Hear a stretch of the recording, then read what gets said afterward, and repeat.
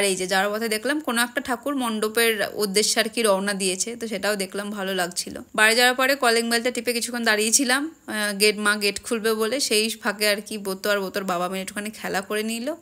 আর তারপরে মা এসে গেট খুললো, আমরা উপরে গেলাম। তোমরা সবাই বলছিলে যে আমার বাবা কেমন আছে দেখাতে, তো এই যে আমার বাবা এখন ভালোই আছে। পায়ের কাঁটাটা অনেকটাই শুকিয়ে গেছে, পায়ে যতটা কাঁটা দেখছো ঠিক ততটা কাঁটাই বুকেও ছিল, কিন্তু বুকের কাঁটাটা প্রায় 1 মাস হতে না হতেই শুকিয়ে গেছিলো, পায়ের কাঁটাটা শুকোতে লেট হচ্ছিলো, বাট ওটাও এখন ঠিক আছে অনেকটাই। তারপর বাবার মা মিলে বোতোকে অনেক অনেক অনেক আদর করলো, বোতোও অনেক আদর করলো।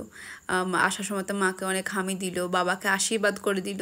এই আশীর্বাদ করাটাও কোথা থেকে শিখেছে কে জানে, আমি যতদূর মনে হয় ঠাম্মি ওই অঞ্জলি টঞ্জলির পরে প্রদীপের তাপ দেয়, তো ঠিক সেই স্টাইলেই ও আর কি ঠাকুরের আশীর্বাদ নিয়ে মাথাতে এরকম করে ঠেকিয়ে দেয়। ওটা মনে হয় ঠাম্মির কাছ থেকেও শিখেছে। তো যাই হোক, তারপর আমরা বাড়ি থেকে বেরিয়ে এলাম, আর আসার পথে দাদার সাথে দেখা করে এলাম।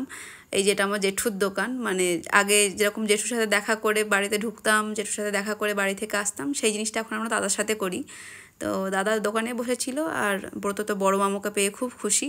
আর ব্রতর মামুও ব্রতকে দেখার সাথে সাথে একদম ক্যাডবেরি চকলেট এক গাদা জিনিস কিনতে পাঠালো, সেগুলো নিয়ে তো ব্রতর খুব আনন্দ।